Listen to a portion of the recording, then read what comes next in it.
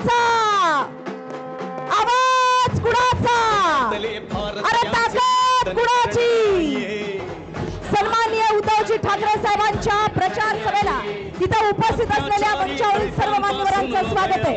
यानंतर हिंदवी संस्थापक छत्रपती शिवाजी महाराज यांच्या चरणी अभिवादन करताना नतमस्तक होताना महामानव डॉक्टर बाबासाहेब आंबेडकर यांना अभिवादन करत हिंदू हृदय सम्राट आदरणीय आणि वंदनीय बाळासाहेब ठाकरेंच्या चरणी अभिवादन करत आजच्या 251 दक्षिण सोलापूर विधानसभा मतदारसंघाचे महाविकास आघाडीचे अधिकृत उमेदवार या भागाचे फिक्स आमदार सन्माननीय अमर दादा पाटील यांच्या प्रचाराच्या निमित्ताने आयोजित केलेल्या सभेला इथं सुरुवात होते।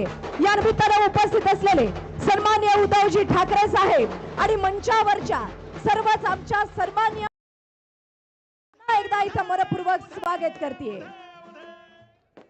उपस्थित असलेल्या मंचावरील सर्वच मान्यवरांचं मी पुन्हा एकदा इथं मनपूर्वक स्वागत करताना आपल्या सर्वांना भेटण्यासाठी गद्दारांना त्यांची औकात दाखवण्यासाठी सर्वसामान्यांच्या मनगटामध्ये बळ देण्यासाठी आपण आजच्या या सभेप्रसंगी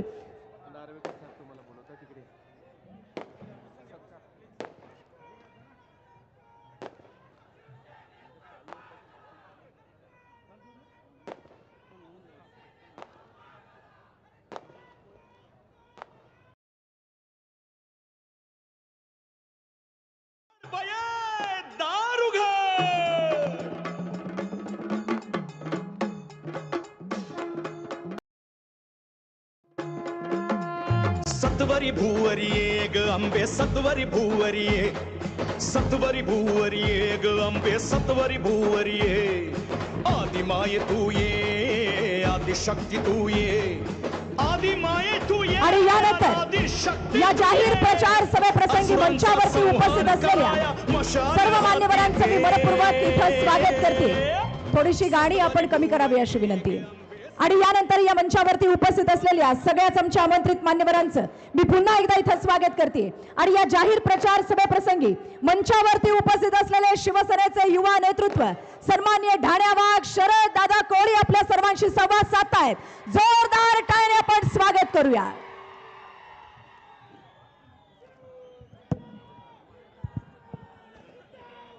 छत्रपती शिवाजी महाराज डॉक्टर बाबासाहेब आंबेडकर शाहू फुले यांना वंदन करून हिंद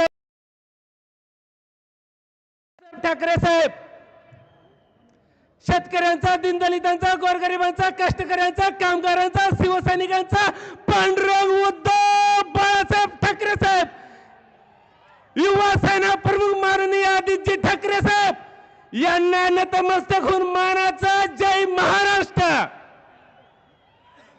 आजच्या दक्षिण सोलापूर विधानसभेच्या महाविकास आघाडीचे अधिकृत उमेदवार अमर पाटील यांच्या प्रचारार्थ खरं तर वेळ खूप कमी आहे, साहेब बोलणार आहेत, मी जास्ती वेळ न घेता 2च मिनिट सांगतो। आपण ज्याच्या विरोधात आज लढाई करतोय ते जातीवादी भाजपच्या विरोधात आहे। ज्या भाजपनं महाराष्ट्राचं वाटोळ केलं, ज्या भाजपनं या महाराष्ट्राच्या आया बहिणीच्या चुलीत पाणी ओतण्याचं काम केलं, त्यांच्या विरोधात आपली लढाई लक्षात ठेवा।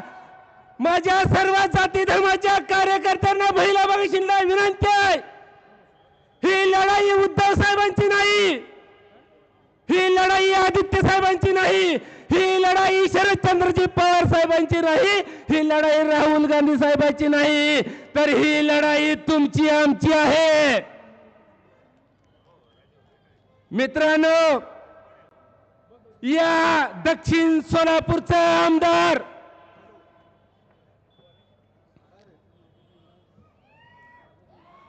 या माणसानं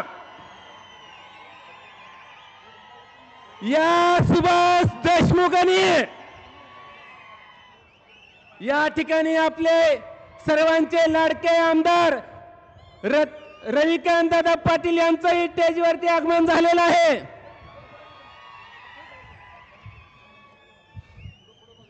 साहेब, या सुभाष देशमुखनं या सोलापूर जिल्ह्यातल्या शेतकऱ्याच्या घरावर नांगर फिरवण्याचं काम केलंय. साहेब, ही 5 वर्षाला उगवणारी औलाद या सुभाष देशमुखांनी अहो गोर गरीब शेतकऱ्याच्या उतारा गोळा केला सभासद होण्यासाठी. त्या शेतकऱ्याची कुठलीही त्याच्यावर सही न घेता या नालायक औलादीने माझ्या गोर गरीब शेतकऱ्याच्या शेतावरती त्याला धोका देऊन साहेब थोडं नाही 30 लाख 40 लाख 50 लाख 7 लाख कर्ज काढलं रे शेतकऱ्याच्या माझ्या शेतावरती. साहेब, शेतकरी आत्महत्या करायला हिंडायला लागलाय. साहेब, 19/9/2022 रोजी इथल्या पोलीस कमिशनर SP ला कलेक्टरला ती शेतकरी रडून रडून सांगत होता की सुभाष देशमुखांनी माझ्या घरावर नांगर फिरवला, माझं घरदार उद्ध्वस्त केलं. त्या शेतकऱ्याचा आवाज या मस्तीवान माचखर अधिकाऱ्यांनी देखील ऐकला नाही. पण शेतकऱ्याला माझी विनंती आहे, काळजी करू नका. दक्षिणच्या 500 शेतकऱ्याच्या शेतावरती कितीतरी करोड रुपये त्यांनी पैसे काढलेले आहेत ना या सुभाष देशमुखचं. आणि ज्या शेतकऱ्यांनी ज्या अधिकाऱ्याकडे तक्रार केली होती त्या अधिकाऱ्यांनी तक्रार दाखल करून घेतली नाही. अशा अधिकाऱ्याचा सुभाष देशमुखचा आपली सत्ता आल्यानंतर याचा मुदला सगळं हिशोब घेतल्याशिवाय सोडायचं नाही. अजून एक सांगतो, जाता जाता मी कुणाच्या बापाला भेट नाही, पण स्टेजवर साहेब असल्यामुळे मला उरक्त घ्यावं लागतंय, नाहीतर यांना उचलून आपटलं असतं. आता एवढी मशनरी तापली होती. साहेब, मी अनेक वेळा सांगितलंय आणि अजून पण सांगतो, फक्त या फकड्याला साहेब 1 तास मोकळं सोडा. 40 गद्दारांची औलाद गेली आहे, त्यातली नाही जर तुडवली तर नाव नाही सांगणार साहेब. परत तुमच्याकडे मातुश्रीकडे तोंड धावणार नाही, कुठं तर आत्महत्या करेल. पण ज्या उद्धव साहेबांनी वर्षानुवर्ष या कुत्र्यांना सांभाळलं होतं, या गद्दारांना सांभाळलं होतं. एकनाथ शिंदे दाढीवर 3दा हात फिरून काय शायनिंग मारतो, काय तुमची अवकात आहे? अरे तुम्हाला जर उद्धव साहेबांनी सांभाळलं नसतं ना, अरे तुमच्या भागातल्या कुत्र्यांनी देखील तुमच्यावर भुकलं नसतं. ही तुमची अवस्था होती. मी काल एक व्हिडिओ बघितला सोशल मीडियावर. आई टरबूज काय म्हणताय रे? टरबूज म्हणताय मी एक वेळा बिगर लग्नाचं राहील, मी एक वेळा बिगर लग्न. अरे तुझ्या काय म्हणू आता, बिगर लग्न नाही कशाला घेतलं मांडरी बसून.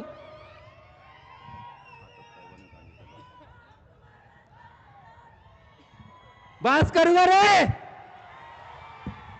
ऐका ऐका माझ्या सगळ्या शिवसैनिकांनो आणि सगळ्या जाती धर्माच्या कार्यकर्त्यांनो, तुम्हाला सांगतोय परत एकदा, या महाराष्ट्राचा मुख्यमंत्री उद्धव बाळासाहेब ठाकरे साहेबांना करायचाय आणि ह्या 40 गद्दारांची कातडी सोलून काढायची आहे. ते अजून एक सांगतोय, अमर पाटलाला असं तसं निवडून द्यायचं नाही. त्या सिद्धेश्वर कारखानदाराला पण सांगतोय, अरे तुझ्यासाठी ही अमर पाटील रस्त्यावर उतरला, उद्धव साहेबाचा शिवसैनिक भांडायला उठला, त्या पोलिसांबरोबर त्याने वाद घातला, अरे चिमणी पाडून म्हणून हे आमचा फकड्या मैदानात उतरला, तेव्हा काय बिळात सुपट घालून बसला होता होय रे? आणि आता तू परिणिती शिंदेचं ऐकून, आता परिणिती शिंदेचं ऐकून आमच्या विरोधात बंडखोरी करताय. याद राखा, उद्धव साहेब ज्याला उभा करू शकतात ना त्याला पाडू पण शकतात. एवढं बोलून माझे 2 शब्द संपवतो. जय हिंद, जय महाराष्ट्र.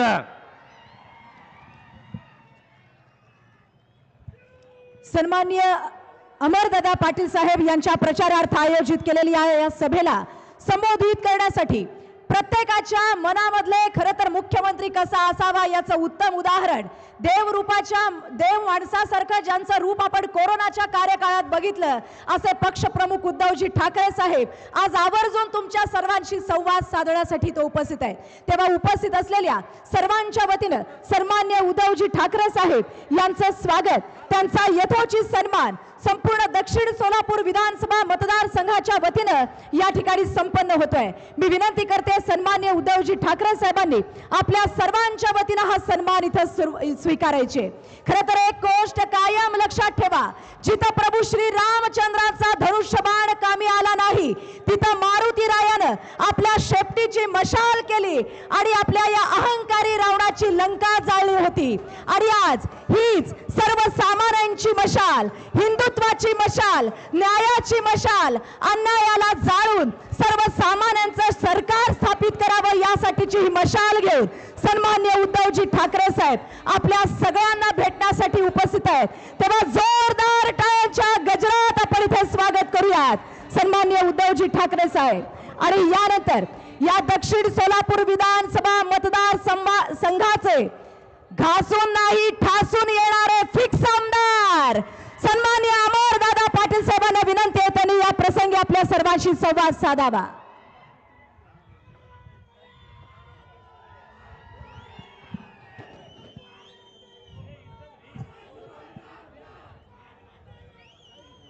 महाराष्ट्राचे कुलस्वामिनी आई तुळजाभवानी यांच्या चरणी अनंत अनंत कोटी वंदन करून, आराध्य दैवत छत्रपती शिवाजी महाराज यांच्या चरणी वंदन करून, हिंदू हृदय सम्राट वंदनीय बाळासाहेब ठाकरे यांच्या विचाराला नतमस्तक होऊन आमचे दैवत तसेच सर्व शिवसैनिकांचे दैवत माजी मुख्यमंत्री तथा पक्षप्रमुख उद्धवजी ठाकरे साहेबांचा आशीर्वाद घेऊन, त्याचप्रमाणे आजच्या कार्यक्रमाचे प्रमुख अतिथी म्हणून उपस्थित असलेले आमदार मिलिंद नार्वेकर साहेब, त्याचप्रमाणे अनिलजी कोकीळ साहेब, त्याचप्रमाणे उद्धव कुमटेकर साहेब, शरद कोळी साहेब, अस्मिताई गायकवाड, धवलदादा मोहिते पाटील काँग्रेसचे जिल्हाध्यक्ष, आमचे काकाश्री रविकांत पाटील साहेब माजी आमदार,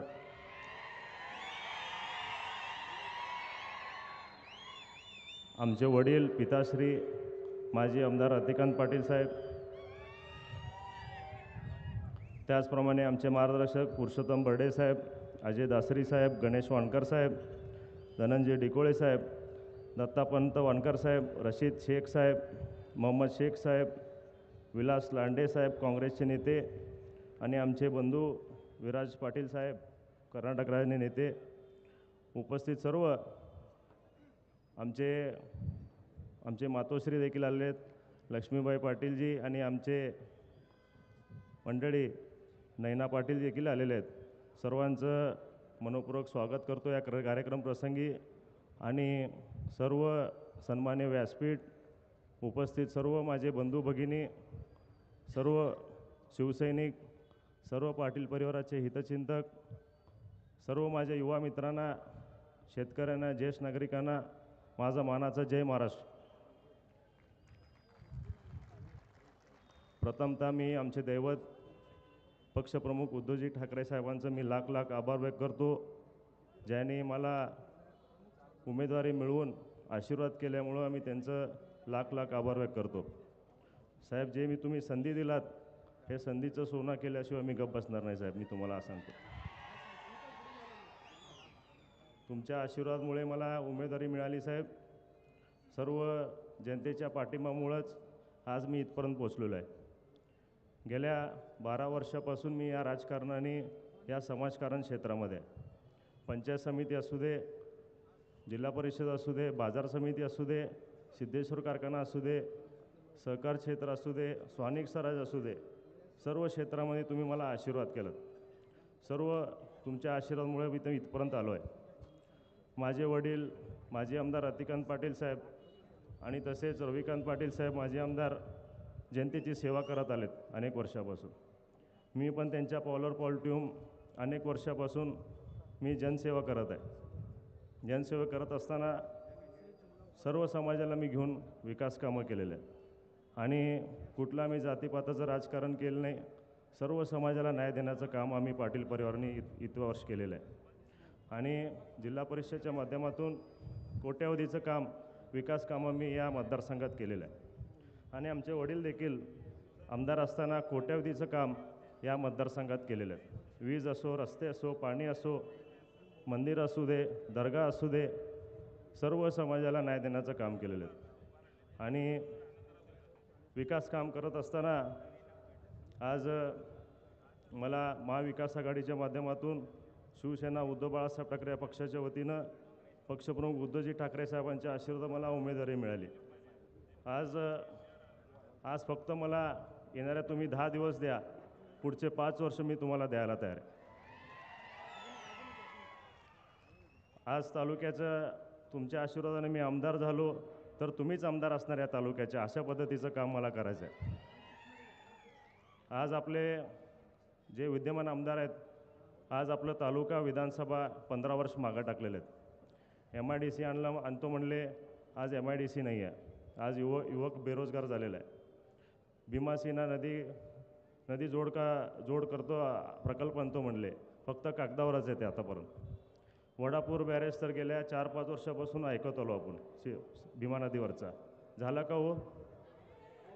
MIDC आला का हो आपल्याकडे? अशा पद्धतीचा निष्क्रिय आमदार आपल्याला लाभलेला आहे. आज शहरी भागामध्ये व्यवस्थित पाणी येत नाही वेळेवर, गटारी उघड्यावर आहेत, सिमेंट रस्ता नाही आहेत. आज आपल्याला ज्येष्ठ नागरिकांना सुविधा नाही आहेत आणि गुंटेवरीचा प्रश्न आहे. अशा विविध अडचणीचा सामना आज सर्वसामान्य जनता आज सामोरे जात आहे. आज शेतकऱ्यांना वेअरहाऊसची गरज आहे, कोल्ड स्टोरेजची गरज आहे. आज आपल्याला ऊस उत्पादक शेतकरी आपल्या भागामध्ये, द्राक्ष उत्पादक शेतकरी आहे. अशा शेतकऱ्यांना अडचणीचा सामना करावा लागला आहे. आरोग्य क्षेत्रामध्ये देखील आपल्या एक पण हॉस्पिटल व्यवस्थित नाही आहे.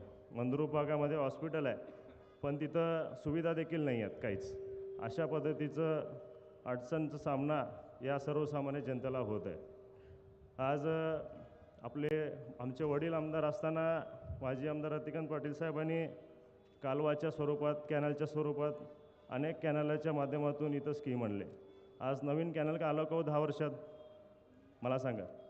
अशा पद्धतीचं निष्क्रिय आमदार आपल्याला लाभलं आहे. आज नवीन कॅनल होणं गरजेचं आहे. उजनी धरणातून आपले तलाव भरले पाहिजे. आणि देगाव एक्सप्रेस कालवाला 400 कोटी दिलं म्हणले भाजप सरकार.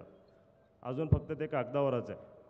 फक्त यांचं कागदावरचा विकास केलेला आहे हे भाजप सरकार आणि भाजप आमदारांनी.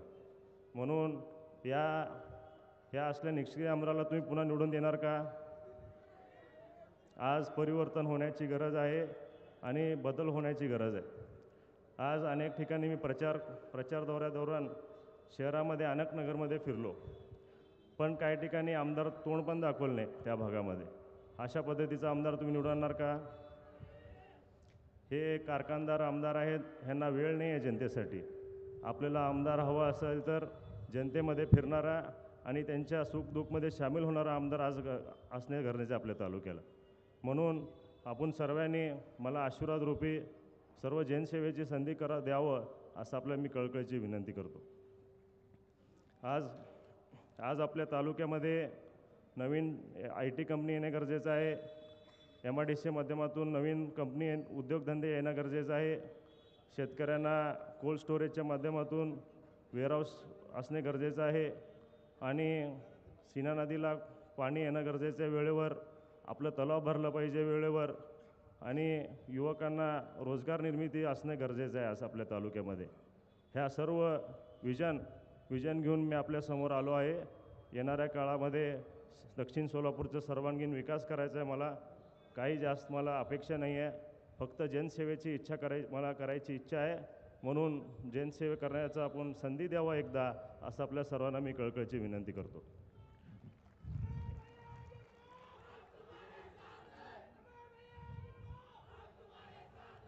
आमचं चिन्ह आहे माहिती ना आपलं काय आमचं चिन्ह?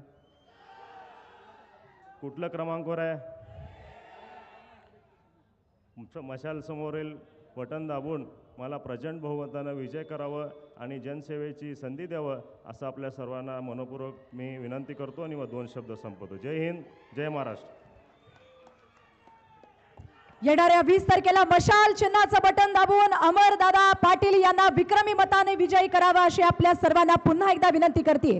आणि आताच मंचावरती उपस्थित असलेले सन्माननीय कोठे साहेबांचंही मी मनपूर्वक स्वागत करताना या जिल्ह्यातल्या महाराष्ट्र नवनिर्माण सेनेचे अनेक पदाधिकारी तब्बल 400 कार्यकर्त्यांसह आज शिवसेनेत प्रवेश करतायत, ज्यामध्ये जिल्हा उपाध्यक्ष सत्तार सय्यद, सन्माननीय इलियास शेख नाथ फाउंडेशन मौलवी संघटनेचे सन्माननीय अन्सारी मौलवी, सन्माननीय मुस्लिम बहुजन विकास मंचचे इस्माइलजी शेख, 400 मौलवींसह आज शिवसेना पक्षात प्रवेश करतायत. जोरदार टाळ्यांनी स्वागत करूयात. आणि यानंतर पक्ष प्रमुख आदरणीय उद्धवजी ठाकरे साहेब आपल्या सर्वांशी संवाद साधतायत.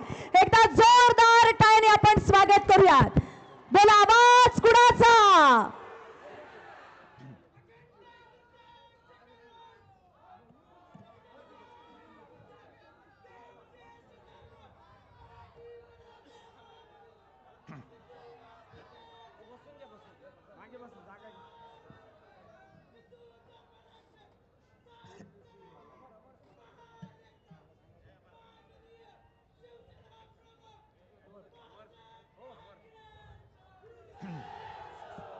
जमलेल्या माझ्या तमाम महाराष्ट्रप्रेमी बांधवांनो, भगिनी आणि मातांनो, नुसतं टाळ्या वाजवून नाही चालणार, निवडून दिला पाहिजे. ठीक आहे. किती? आणि मग त्या ईव्हीएम वरती कितवा नंबर आहे? निशाणी कोणती आहे? शाबास. हृदयात पोचले, घराघरात. आणि नुसती हृदयामध्ये पोहोचून नाही चालणार, हृदयात पेटली पाहिजे. आणि ती अशी पेटली पाहिजे की या भ्रष्टाचारांच्या बुडाला आग लागली पाहिजे.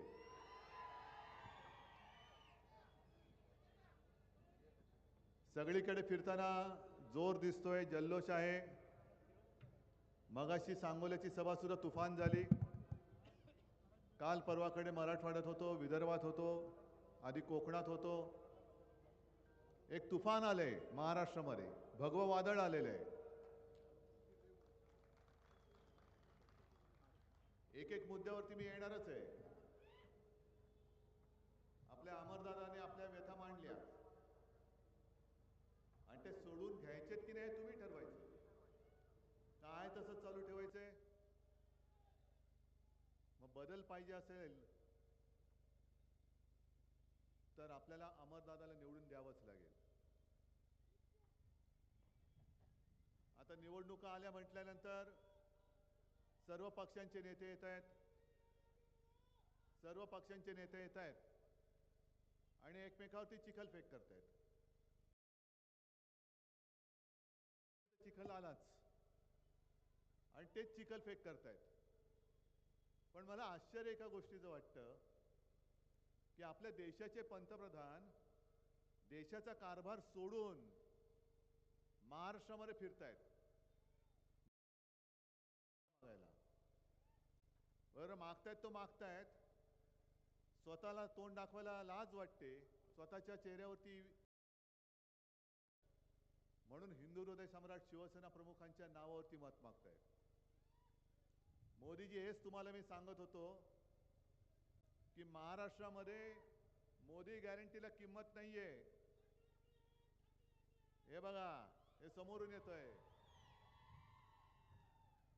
म्हणजे काही वर्षांपूर्वी मोदींनी नोटबंदी केली होती, तसं आता महाराष्ट्राने मोदींची नाणेबंदी केलेली आहे. चालतच नाही. सगळ्या फुकटच्या गॅरंट्या. ये मेरी गॅरंटी आहे, मेरी गॅरंटी आहे. कुठली गॅरंटी यशस्वी झाली ते तरी सांगा. 2014 पासून यांच्या थापा सुरू झाल्या, जुमल्या. 15 लाख रुपये देणार. किती लोकांना मिळाले?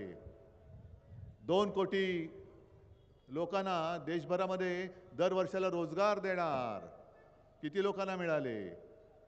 शेतकऱ्यांचं उत्पन्न दुप्पट होणार. किती लोकांना मिळाले? काहीच नाही. प्रधानमंत्री सन्मान योजना, बऱ्याच काही काही गोष्टी सांगतायत, होत काहीच नाहीये. आणि आता ते घसरलेत, मग त्यांच्याकडे मुद्दे काही नाहीये. आज नांदेडमध्ये होते, मी पण तिथूनच आलो. सुदैवाने त्यांचं दर्शन नाही झालं, हे माझं नशीब. पण तिथे त्यांनी मला आव्हान दिले. आव्हान असं दिलंय की राहुल गांधींनी बाळासाहेबांबद्दल 2 शब्द चांगले बोलून दाखवावेत. मोदीजी, तुम्हाला कदाचित तुमचा भाषण लिहिणारा सुट्टीवरती गेला असेल किंवा टेलिप्रॉम्प्टर बिघडला असेल, आणि टेलिप्रॉम्प्टर बिघडला असेल तर आमच्या मिंद्याचा टेलिप्रॉम्प्टर घेऊन जा. ती बातमी पाहिली का तुम्ही सगळीकडे? मिंद्याचा टेलिप्रॉम्प्टर कोण बाजूला उभा असलेला? तो धरण फोडणारा खेकडा. तो पाटणं सांगतोय आणि मिंदे बोलतोय, तो पाटणं सांगतोय आणि मिंदे बोलतोय. पण मोदींना आठवत नाहीये की ज्या वेळेला लोकसभा निवडणुका होत्या त्याच्या आधी शिवाजी पार्कवरती महाविकास आघाडीची जी सभा झाली, त्या सभेच्या आधीच राहुल गांधींनी तिथल्या बाळासाहेबांच्या स्मृतीस्थळावरती जाऊन बाळासाहेबांना अभिवादन केलं होतं. हे मोदीजी तुमच्याकडे तुमच्या हेरानी पाठवलं नसेल तर तो व्हिडिओ मी तुम्हाला पाठवतो. कोणाला शिकवताय तुम्ही आणि काय शिकवताय? काय नवीन एक शब्द काढलेत त्यांनी. का काढलेत? तर मी भाजपला लाथ घातली, कारण त्यांचं घरं पेटवणारं हिंदुत्व हे मला मान्य नाही. मला जे माझ्या आजोबाने आणि माझ्या वडिलांनी जे शिकवलं ते घरातलं चूल पेटवणारं हिंदुत्व आहे. आणि ते हिंदुत्व मी अंगीकारल्यामुळे भाजपला ते हिंदुत्व नकोय. आता सुद्धा त्याने हिंदू मुसलमान दंगे भडकवायचे. हिंदू मुसलमान दंगे भडकवल्यानंतर हिंदूंमध्ये मराठी अमराठी करायचे, मग मराठी माणसांमध्ये जातीपातीवरनं दंगे भडकवायचे. मग दुसऱ्याची घरं पेटवून द्यायची, दुसऱ्याच्या घराच्या होळ्या पेटवायच्या आणि आपल्या पोळ्या भाजायच्या. हे असे नतद्रष्ट भाजपवाले, त्यांना मी लाथ घातली म्हणून आता त्यांच्या पोटात दुखते. ना भाडकावपेक्षा आज मला आणखीन एक क्लिप आली. आपलाच एक जिल्हा प्रमुख आहे, मला वाटतं सातारा सांगलीचा असेल, त्यांनी छान म्हटलंय, भाजपा म्हणजे भामटा जगला पाहिजे. भामटा जगला पाहिजे. सगळे भामटे एकत्र केलेत, ये मोदी गॅरंटी आहे. मग मोदीजी, तुम्ही जसं मला आव्हान देता तसं मी तुम्हाला आव्हान नाही देत. तुम्ही फार मोठे आहात, विश्वगुरू आहात. आम्ही कोण? आम्ही आपली साधी माणसं. आमच्या हिंदुत्वावरती बोलताना तुम्ही नवीन जे आता गुलाबी जॅकेट घेतलंय, बरोबर, कोण गुलाबी जॅकेट? त्यांनी एक उमेदवार उभा केला मुंबईत, नवाब मलिक, जे माझ्या मंत्रिमंडळात माझे सहकारी होते. त्यांना भाजपने अटक केली होती, वरनं ईडी इन्कम टॅक्स वगैरे काही पाठवून अटक करून आत टाकलेलं, बरोबर आहे. आणि देवेंद्र फडणवीसांची ती क्लिप माझ्याकडे मोबाईलमध्ये आहे की दाऊद से व्यवहार करने का, म्हणजे त्यांनी सांगितलं की दाऊद बरोबर व्यवहार करणाऱ्या माणसाबरोबर हे मांडीला मांडी लावून बसतायत आणि आमच्याकडे ठोस पुरावा आहे. मग तो ठोस पुरावा आता कुठे ठोसला? कुठे ठोसला? नवाब मलिक आज अजित पवारांकडनं मुंबईमध्ये उमेदवार आहेत. मुंबईमध्ये मोदीजी तुम्ही येणार आहात ना, मग तुमच्या घटक पक्षाचा उमेदवार म्हणून नवाब मलिकला व्यासपीठावर घेणार आहात की नाही हे पहिलं तुम्ही मला सांगा. आणि जर तुम्ही त्याला घेणार नसाल तर अजित पवारांना विचारतोय, अशा तुमच्या उमेदवाराला नाकारणाऱ्या माणसाला तुम्ही नेता तुम्ही मानता का? कारण कोणतरी एक खरं बोलतोय, कोणतरी खोटं बोलतोय. अजित पवार यांनी बेधडक सांगितलं की नवाब मलिक दाऊद बरोबर संबंधित असूच शकत नाही. मी त्यांना अनेक वर्ष ओळखतो, ते माझ्या पक्षाचे अधिकृत उमेदवार आहेत आणि मी त्यांच्या प्रचाराला जाणारच. मग जाणारच, जाणारच. मग अशा पक्षाबरोबर मोदीजी तुम्हाला युती चालते. आणि ज्या शिवसेना प्रमुखांनी तुम्हाला वाचवलं, नाहीतर अटलजींनी तुम्हाला केराच्या टोपलीत फेकलं होतं, त्यांचा पक्ष तुम्ही संपवायला निघालात. राहुल गांधींनी तिकडे जाऊन स्मारकावरती अभिवादन केलं, पण राहुल गांधींनी कधीही मला बाळासाहेबांची नकली संतान बोललेलं नाहीत. मोदीजी ते पाप तुम्ही केलेलं आहे. नकली संतान म्हणाले होते मला. आणि दुसरे त्यांचे ते सर्किट भाई कोण?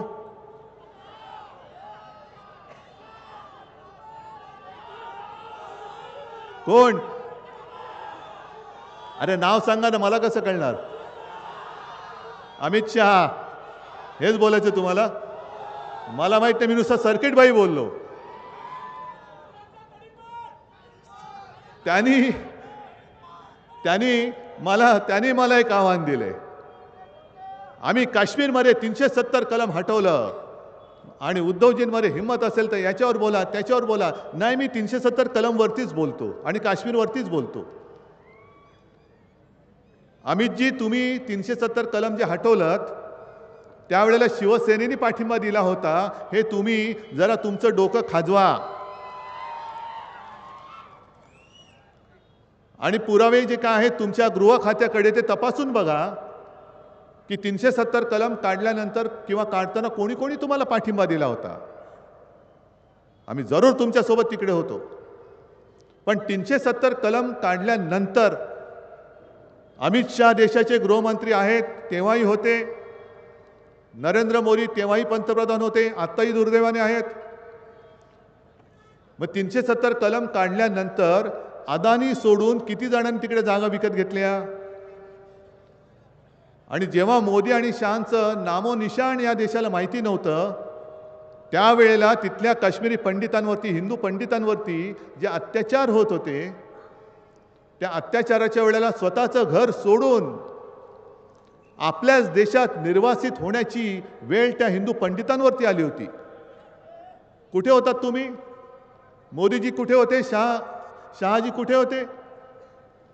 आणि तेव्हा एकच मर्द जो काश्मीरी हिंदू पंडितांच्या मागे उभा राहिला आणि त्यांना महाराष्ट्रात आसरा दिला, ते म्हणजे हिंदू हृदय सम्राट शिवसेना प्रमुख बाळासाहेब ठाकरे. तुम्ही आम्हाला हिंदुत्व शिकवताय आणि आता त्यांच्या पोटात गोळ्या एवढ्यासाठी आलाय की संपूर्ण महाराष्ट्रभर मी भाजपला लाथ घातली आणि आपलं हिंदुत्व हे नुसतं दंगली आणि घरं पेटवणारं नाही हे कळल्यामुळे बहुतेक सगळ्या ठिकाणी मुस्लिम समाज पण आपल्यासोबत मोठ्या संख्येने आलेला आहे. आणि मी मगाच्या सभेत सुद्धा सांगितलं की मला एक वाक्य असं काढून दाखवा शिवसेना प्रमुखांचं की त्यांनी सगळ्याच्या सगळ्या मुसलमानांना गुन्हेगार ठरवलेलं आहे. कधीच नाही. उलट त्याही वेळेला त्यांनी सांगितलं होतं की आपल्या क्रिकेट टीमचा कॅप्टन अझरुद्दीन होता, टीममध्ये किरमाणी होते आणि जो जो हा देश आपला आहे हे समजतो, जो मानतो, या देशासाठी जो शहीद व्हायला तयार आहे, तो जातपात धर्माने कोणी असला तरी तो आमचा आहे, हे आमचं हिंदुत्व आहे. साबीर शेख तर आपलेच होते. आणि मग हीच जर का तुमची आता वृत्ती असेल तर मोहन भागवत मध्ये जामा मशिदीत का गेले होते? कुठे गेले तुमचं हिंदुत्व? मोदीजी सुद्धा मध्ये मध्ये मशिदीत का जातात? बरं, काश्मीरमध्ये सुद्धा त्या मेहबूबा मुफ्ती सोबत कसे तुम्ही सरकारमध्ये गेला होतात? चंद्रबाबूचा जाहीरनामा तुम्हाला मान्य आहे का? त्यांच्याबरोबर तुम्ही तिथे सत्तेमध्ये बसलायत. पण ह्या गोष्टी महाराष्ट्राशी संबंधितच नाहीये. मी मानतो ना 370 कलम काढला, आम्ही पाठिंबा दिला, पण आज तुम्हाला इथे पाणी मिळते. मगाशी जे अमरनी सांगितलं, MIDC नाही, पाणी नाही, रस्ते नाही, रोजगार नाही, सगळं नाही, पण आम्ही 370 कलम काढलं ना. काय उपयोग आहे त्याचा? अहो, इकडे आम्ही महाराष्ट्र म्हणून आमच्या हक्काचे प्रश्न आणि त्याच्यासाठी न्याय तुमच्याकडे मागतोय आणि तुम्ही आम्हाला अशी आव्हानं देता पोकळ. मग मी त्यांना एक आव्हान देतोय मोदीजी तुम्हालाच मी आव्हान देतोय. राहुल गांधींवरनं तुम्ही मला आव्हान दिलं, मी तुम्हाला राहुल गांधीवरनंच आव्हान देतोय. मणिपूर जे पेटलेलं आहे आणि फार पूर्वीची गोष्ट नाही, 4 दिवसापूर्वीची गोष्ट आहे. ज्या वेळेला मोदी आणि शहा महाराष्ट्रामध्ये प्रचार करायला फिरतायत त्याच वेळेला मणिपूरमध्ये तो जिरीबाम म्हणून एक जिल्हा आहे, त्या जिल्ह्यात एका 31 वर्षीय आदिवासी महिलेवरती 3 मुलांची आई, तिच्यावरती घरात घुसून अत्याचार करण्यात आला आणि तिला जिवंत पेटून देण्यात आलं, जिवंत. मग मोदीजी मी तुम्हाला आव्हान देतोय, राहुल गांधी मणिपूरमध्ये जाऊन आले, नरेंद्र मोदी अजून मणिपूरमध्ये का गेले नाहीत हे माझं तुम्हाला आव्हान आहे. का तुम्हाला नुसता महाराष्ट्र प्रचारासाठी तुम्ही येताय? तुम्ही देशाचे पंतप्रधान आहात की भाजपाचे स्टार प्रचारक आहात? तुम्ही देशाचे पंतप्रधान म्हटल्यानंतर एवढे दिवस झाले, वर्ष झालं, 2 वर्ष झालं, मणिपूर पेटतोय, महिलांवरती अत्याचार होत आहेत, घराच्या घरं पेटवली जात आहेत, कोणालाही अटक होते नाही होते काहीच कल्पना नाही. ही बातमी कशी बशी सुटली तिकडनं आणि इथे आली, अन्यथा रोज तिकडे काय होत असेल काहीच माहिती नाही आम्हाला. कसली पोकळ आव्हान देताय तुम्ही? आव्हान आमच्या समोर, या माता भगिनींच्या आयुष्यामध्ये समाधान कसं राहायचं ते आव्हान आम्हाला पाहिजे, आम्ही घेतो आहोत, स्वीकारतो आहोत आणि त्याने ते आम्ही देणार आहोत. पाणी देणार आहोत, घरं देणार आहोत, अगदी महिलांना सुरक्षा सुद्धा देणार आहोत. 1,500 रुपये तुम्हाला देतात. तो काल परवाकडे बघितला ना, तो दुसरा त्यांचा एक नालायक,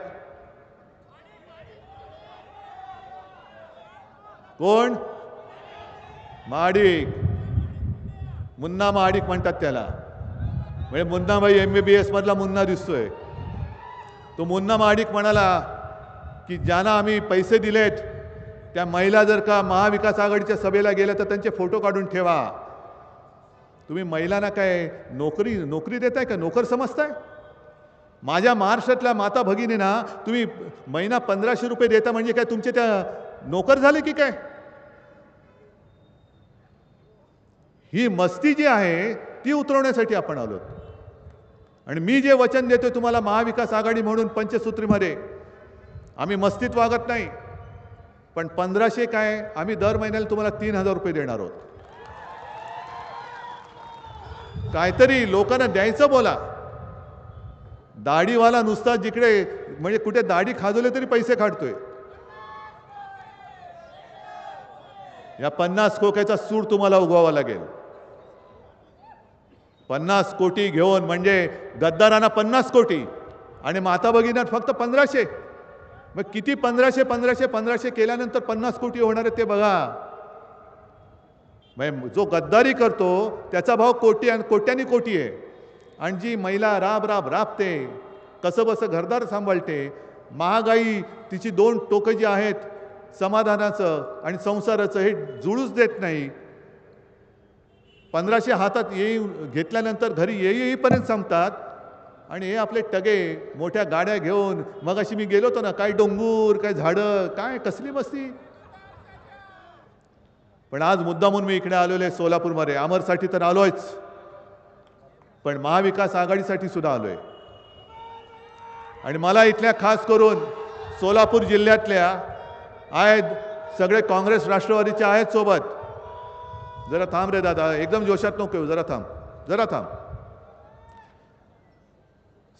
सगळ्या आपल्या मित्रपक्षांना सांगायचे की आपण एक मोठं स्वप्न बघतो आहोत, महाराष्ट्रासाठी बघतो आहोत, महाराष्ट्र स्वावलंबी करण्यासाठी बघतो आहोत, महाराष्ट्र सामर्थ्यवान करण्यासाठी बघतो आहोत.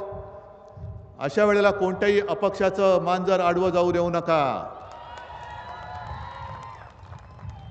कारण मतांमध्ये जर फूट झाली, मी त्यांच्यासारखं नाही बोलत बटेंगे तो कटेंगे, नाही. कोणी कोणाची हिंमत आहे कापायची?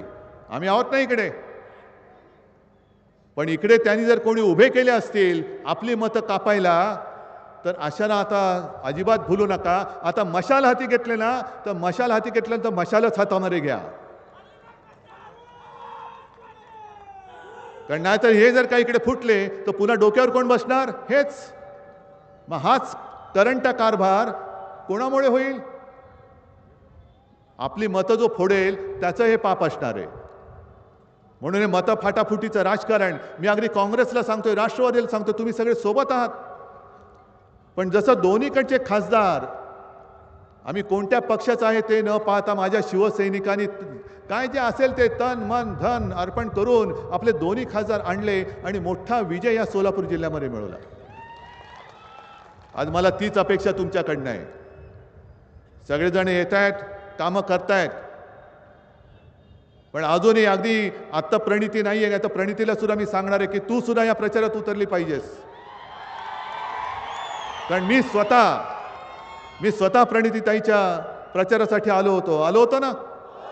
तुम्ही सगळे होतात. सुशील कुमारजी घरी आले होते, त्यांनी मला विनंती केली आणि सुशील कुमारजी म्हणजे आपल्या शिवसेना प्रमुखांचे जुने मित्र. मी आपल्या उमेदवाराच्या 2-3 सभा सोडून मुद्दामून मी प्रणितीताईसाठी आलो होतो.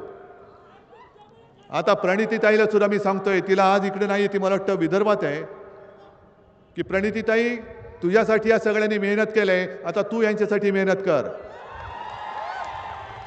कारण जर काय आपल्याला आघाडी म्हणून नातं टिकवायचं असेल आणि ह्या नतद्रष्ट भाजप आणि त्यांच्या युतीला आपल्याला हद्दपार करायचं असेल तर आता ही एकजूट जी झालेली आहे त्या एकजुटीमध्ये कुठेही आता तूट फूट असता कामा नये. कारण भारतीय जनता पक्षाचं जे चाललेलं आहे की हम महाराष्ट्र को लुटेंगे और दोस्तों को बांटेंगे, महाराष्ट्र लुटला जातोय आणि ते पाहिलं जात नाही म्हणून मी मैदानात उतरलेलो आहे. का मी आमरसाठी मत मागायला आलोय? कारण महाराष्ट्र लुटला जातोय, त्या लुटारूंच्या हातातनं महाराष्ट्र आपल्याला वाचवायचं आहे. आज सगळं काही जे आहे ते आपल्या हक्काचं हे गुजरातला चाललेलं आहे. मी गुजरातच्या विरोधात नाही, गुजरात्यांच्या पण नाहीये, पण याला कारणीभूत आहे ते मोदी आणि शहा आहेत जे महाराष्ट्राचा घात करतायत. अहो तुम्ही देशाचे पंतप्रधान आहात, महाराष्ट्र सुद्धा या देशामधलाच आहे नव्हे. अनेकदा अनेक वेळेला हे महाराष्ट्राने सिद्ध केलेलं आहे की ज्या ज्या वेळेला देश संकटात येतो त्या आणि मग जसं भाजपला जीवदान देणारी शिवसेना ती तुम्ही संपवायला निघालात, तसाच देशाला आधार देणारा महाराष्ट्र तुम्ही संपवायला निघालात. सगळं जे काय आहे ते एक तर गुजरातला नेत आहेत आणि दुसरं मुंबई कोणाच्या घशात. अहो नुसतं एवढ्या पुरतं नाहीये, मुंबई पुरतं मर्यादित नाहीये. मी नागपूरमध्ये गेलो होतो, तिकडे चंद्रपूरची शाळा अदानीला दिलेली आहे. कोल्हापूरला गेलो होतो, आपले उमेदवार आहेत KP पाटील, ते भाषणात बोलले आमच्याकडचं पाणी आणि अदानीला विकलेलं आहे. मग उद्या इथल्या शेतकऱ्यांचे 7-12 सुद्धा अदानीच्या नावाने केले तर तुम्ही दाद कोणाकडे मागणार? आहे हिंमत कोणाकडे दाद मागायची? कारण सर्वोच्च न्यायालय आता 3रे न्यायमूर्ती निवृत्त झाले. मग आता आम्ही न्याय कोणाकडे मागायचा? यमाई देवीकडे. कारण चंद्रचूड साहेब तिकडे गेले होते तो राम मंदिराचा फैसला करण्याच्या आधी आणि देवीने त्यांना सुबुद्धी दिली. अहो चंद्रचूड साहेब आमच्यासाठी एकदा तरी जायला पाहिजे होतं यमाई देवीकडे. दिली असती त्यांनी सुबुद्धी आणि लोकशाही वाचली असती. पण न्यायालयात न्याय मिळत नाहीये. दरवाजे ठोकून ठोकून सुद्धा हात दुखायला लागले, पण आता न्याय मिळत नाहीये. 4थे आता सरन्यायाधीश आले, खंडपीठ बदललं, पण आमचा न्यायाची मागणी अखंड आहे, चालूच आहे. आज नाही तर उद्या, उद्या नाही तर परवा. म्हणजे पूर्वी ते महाराष्ट्र राज्य लॉटरी त्याची जाहिरात होती, महाराष्ट्र राज्य लॉटरी का फल आज नाही तो कल. तसा आमच्या या लोकशाहीबद्दलचा लढा, त्याचा फैसला आज नाही तो कल, कल नाही तो परसो, परसो नाही तो तरसो. अरे काय चाललंय? पण महत्वाचा मुद्दा जो मी तुम्हाला सांगतोय की सगळं जे काय आहे म्हणजे सगळं पोर्ट अदानीकडे, एअरपोर्ट अदानीकडे, वीज अदानीकडे, सगळे तुमचे वेअर हाऊसेस अदानीकडे. मग शिल्लक काय राहिले? तुम्ही काय महाराष्ट्राचं अदानीकरण करताय? महाराष्ट्र काय गुजरातच्या चरणी वाहून टाकताय? आणि नुसते हे मिंधे यांना सत्ता मिळाली, सत्तेची ऊब मिळाली म्हणून हे त्यांच्यासमोर महाराष्ट्र विकून, जी आई आहे आपली महाराष्ट्र, ती विकून त्यांच्यासमोर शेपट्या हलवणार आणि त्यांना आपण राज्यकर्ते म्हणून पुन्हा निवडून देणार. मला तरी नाही पटत आणि मला पटत नाही. मला कोणी तुम्ही सगळे म्हणताय भावी मुख्यमंत्री, माझ्या डोक्यात अशी स्वप्न पडत नाहीत. मी लढतोय, हे चालले ते मला पाहवत नाही म्हणून मी लढतोय आणि महाराष्ट्राची गद्दारी करणं हे माझ्या रक्तात नाही म्हणून मी लढतोय. मी लढतोय. जर तुम्हाला मंजूर असेल सोबत या, नसेल मी एकटा आहेच. पण मोदी आणि शहाना मला सांगायचंय की तुम्ही जो माझा पक्षाचा घात केलात आणि सगळी चोर कंपनी घेऊन माझ्या अंगावरती येत आहे, माझीच माणसं घेऊन माझ्यावरती वार करायला येत आहे, हे बघा मला आई जगदंबेने दिलेलं कसं केवढं मोठं सुरक्षा कवच आहे. करून दाखवा वार, करून दाखवा. नाही ते नको. हे असे फालतू विषय मला हाताळायचेच नाही आहेत. कारण माझ्या समोर आहे तो महाराष्ट्र आहे. हा महाराष्ट्राचा विषय फार गंभीर आहे. मला चिंता पडलेली आहे ती माझ्या मुख्यमंत्रीपदाची नाही. मला तुम्हाला सगळ्यांना आनंदी पाहायचं आहे. तुम्हाला तुमच्या घराच्या जवळच रोजगार द्यायचा आहे मला. आणि म्हणून मी ठरवलेलं आहे, जसं महिलांच्या बाबतीत मी म्हटलं की तुम्हाला 1500च्या 3000 तर आपण करणारच आहोत. पण त्याच बरोबरीने जे आज मणिपूरमध्ये घडलं, राज्य तिकडे भाजपचं आहे. हे डबल इंजिन ट्रिपल इंजिन म्हणतायत ना, मग तिकडे इंजिन कुठे गेलं? मणिपूरमध्ये आज सुद्धा भाजपचं राज्य आहे. मुख्यमंत्री भाजपचा, मुख्यमंत्री भाजपचा, पंतप्रधान भाजपचे, गृहमंत्री भाजपचे. तरी देखील आज सुद्धा तिकडे अत्याचार सुरू आहेत. मग महाराष्ट्रातल्या माझ्या महिलांसाठी मी स्वतंत्र पोलीस स्टेशन्स उघडणार आहे. ज्या पोलीस स्टेशनमध्ये पोलीस अधिकारी आणि पोलीस कर्मचारी सुद्धा महिला असतील. माझ्या माता भगिनीला कधी तक्रार करण्याची वेळ येऊच नाही, पण आली तरी तिला रात्री अपरात्री पोलीस स्टेशनमध्ये जायची भीती वाटता कामा नये. जे बदलापूरमध्ये घडलं, चिमुरड्या मुलीवरती अत्याचार झाल्यानंतर तिच्या आईला आणि वडिलांना पोलीस स्टेशनमध्ये ताटकळत ठेवलं होतं. कोणी दखलच घ्यायला तयार नव्हतं. मग जेव्हा ही बातमी बाहेर पडली आणि हजारो लोक रेल्वेच्या ट्रॅकवरती उतरली, तेव्हा कुठे हे सरकार हललं आणि मग तक्रार घेतली. पण झालं काय? न्याय मागण्यासाठी आणि अत्याचाराच्या विरुद्ध जी लोक उसळून रस्त्यावरती आली त्यांनाच दोरखंडाने बांधून आतमध्ये घेऊन गेले आणि त्यांच्यावरती गुन्हे दाखल केले. मग आता मला मोदींना दुसरं एक आव्हान द्यायचे. मोदीजी, आप आ ही रहे हो, तर एक काम करा. तुमच्या सरकारने निवडणुकीच्या तोंडावर जी आठवण झालेली बहीण आहे, ते 1500 रुपयाचं पाकिट घ्या आणि बदलापूरमध्ये ज्या मुलीवरती अत्याचार झालाय त्या मुलीच्या आईला देण्याचं धाडस करून दाखवा. काय करायचं या पैशाचं? महिलांना सुरक्षा पाहिजे. घर कसं चालवायची ही चिंता आहे. मुलांना कसं शिकवायचं ही चिंता आहे. मुलीला मोफत शिक्षण दिलं जात आहे, पण तसंच मी महाराष्ट्रातल्या मुलांना सुद्धा मोफत शिक्षण देणार आहे. महाराष्ट्राचं लुटलं गेलेलं वैभव मी पुन्हा उभं करून दाखवल्याशिवाय राहणार नाही. कारण महाराष्ट्र आज मागे मागे मागे जात चाललेलं आहे. भ्रष्टाचारात पुढे चाललंय, पण प्रगतीमध्ये मागे चाललेलं आहे. आणि यासारख्या असंख्य गोष्टी आहेत. मधल्या काळामध्ये मला शिर्डीला बोलवलं होतं सरकारी कर्मचाऱ्यांनी, आणि त्यांची एक मागणी आहे, ती सुद्धा मी वचन दिलेलं आहे की निवृत्त सरकारी कर्मचाऱ्यांना मी जुनी पेन्शन योजना लागू करेन. आरक्षणाची सुद्धा जी मर्यादा आहे, आपल्या मनात खूप आहे, पण कायद्याने आपले हात बांधलेत. आणि हे होऊ शकतं केवळ आणि केवळ लोकसभेत होऊ शकतं, इकडे होऊ शकत नाही. म्हणून आपण जे ठरवलंय की आरक्षणाची मर्यादा वाढवून तो ठराव लोकसभेत पाठवून तिकडनं मंजूर करण्यासाठी अगदी मोदी सरकारवरती आम्ही दबाव आणून आम्ही तो करून घेतल्याशिवाय राहणार नाही. आणि तुम्ही सोलापूरकर आहात, तुम्हाला ते सगळे जुने दिवस आठवत असतील. 94-95 साली, जेव्हा 96 साली आपलं सरकार आलं होतं पहिलं दिल्लीमध्ये, अटल बिहारी वाजपेयी पंतप्रधान झाले होते, तेव्हा मला वाटतं सोलापूरमध्येच एक मोठी सभा झाली होती ना एक. आणि त्यांनी एक वचन दिलं होतं धनगर समाजाला पंढरपूरमध्ये काय वचन दिलं होतं? माझं सरकार आल्यानंतर असं अटलजी म्हणाले होते की पहिल्या कॅबिनेटमध्ये धनगरांना मी आरक्षण देईन. हे अटलजींचं वचन होतं.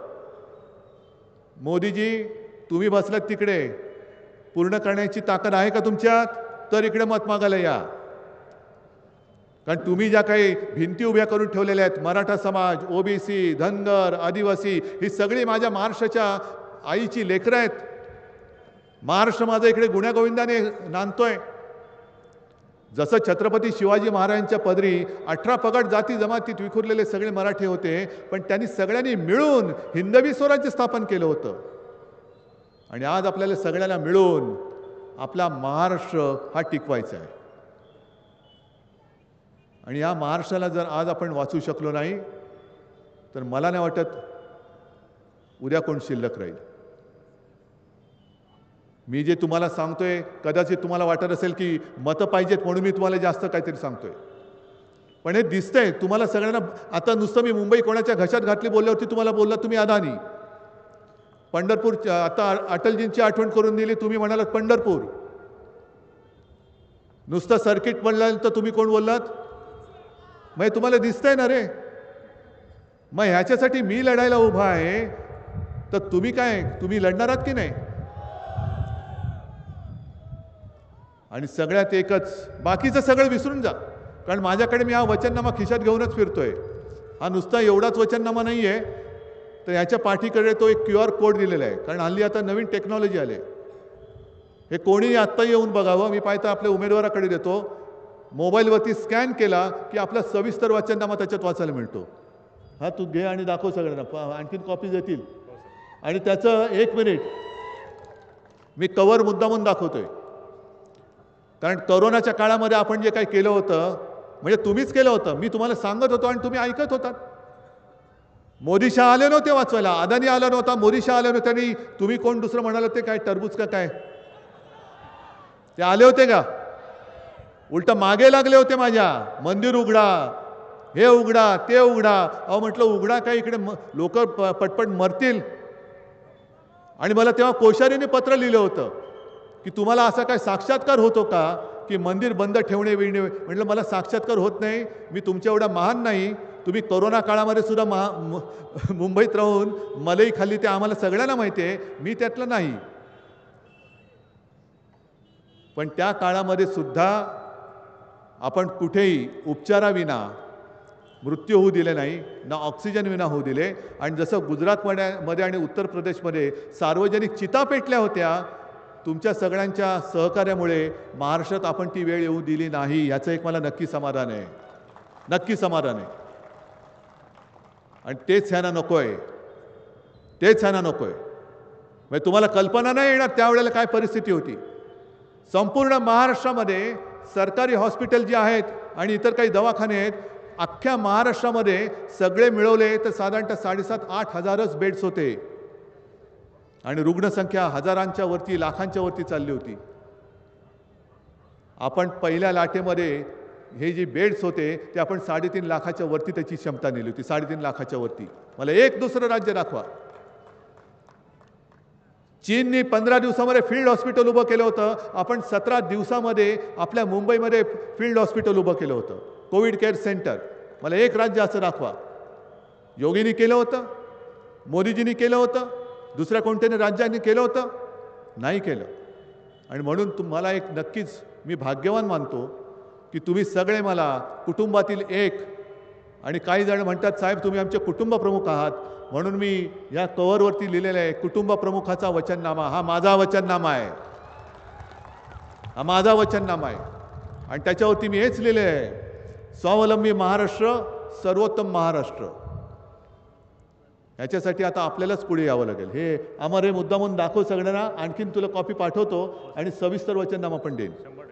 हां, बाकीचे मुद्दे जसं मी सांगोल्याच्या सभेमध्ये सांगितलं, तिथले आपले उमेदवार दीपक आबा त्यांनी एक लिस्ट वाचली. जसं आता अमरनी सांगितले ना की अमुक नाही, तमुक नाही, हे नाही, ते नाही, असं करायला पाहिजे, तसं करायला पाहिजे. हे माझ्यासमोर पण ठेवले. पण मी तुमच्या समोर आज अमरला सांगतोय, अमर ही लिस्ट मी आता घेणारच नाही तुझी. हे आत्ता तू जे काय मागतोय हे मी इकडे ऐकणारच नाही आहे. पण तू जेव्हा ही लिस्ट आमदार होऊन मला विधानसभेत देशील तेव्हा मी तुझं हे सगळ्याच्या सगळं शब्दाच्या शब्द मागे ऐकेन. आता या किती मागण्या आहेत? 10-15 मागण्या आहेत. भरपूर मागण्या आहेत. भरपूर मागण्या मान्य करण्याची जबाबदारी, मंजूर करण्याची जबाबदारी माझी. पण माझं एकच मागणं तुम्ही मान्य करायचं आहे. मंजूर? तुमच्या सगळ्या मागण्या मान्य, पण माझं एकच मागणं आहे. काय? तुमचं निवेदन जे आहे ते आमदार अमर दादा यांनी मला विधानसभेत द्यायचं. ठरलं आपलं? नक्की तुमच्यावरती जबाबदारी टाकू.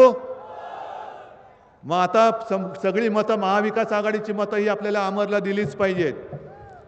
मी अपक्ष ओळखत नाही, महायुतीला तर आता उभंच करत नाही मी. नाही, बीजेपीच्या बी टीम आहेत, सी टीम आहेत. मुद्दामून आपल्याला अपशकून करायला काही जण उभे केलेत. वाटेल ते बोलतील, वाटेल ते सांगतील. पण आता जर का मशालीला मत नाही दिलं आणि जिथे जिथे महाविकास आघाडीचे उमेदवार आहेत त्यांना जर का आपण मत दिलं नाही, मग हात असेल तिकडे हात, तुतारी फुकणारा मावळा असेल तिकडे तुतारी फुकणारा मावळा, यांच्याशिवाय जर का चौथीकडे कुठेकडे मत पडलं तर तुमचं मत वाया गेलं म्हणून समजा. आपल्याला आपला महाराष्ट्र हा मजबूत करायचा आहे. आणि म्हणून तुम्हाला सगळ्यांना हात जोडून विनंती करतोय की या सगळ्या मागण्यांची जबाबदारी मी घेतोय, पण माझ्या एका मागण्याची जबाबदारी तुमच्यावरती मी सोपवतो. आणि अमरला प्रचंड मताने विजयी झाल्याची बातमी ही तुम्ही मला द्यायची आहे. आणि मला खात्री आहे ती दिल्याशिवाय तुम्ही राहणार नाही. तुम्हाला सगळ्यांना शुभेच्छा देतो. जय हिंद, जय महाराष्ट्र. सर्वांना विनंती आहे यानंतर कार्यक्रमात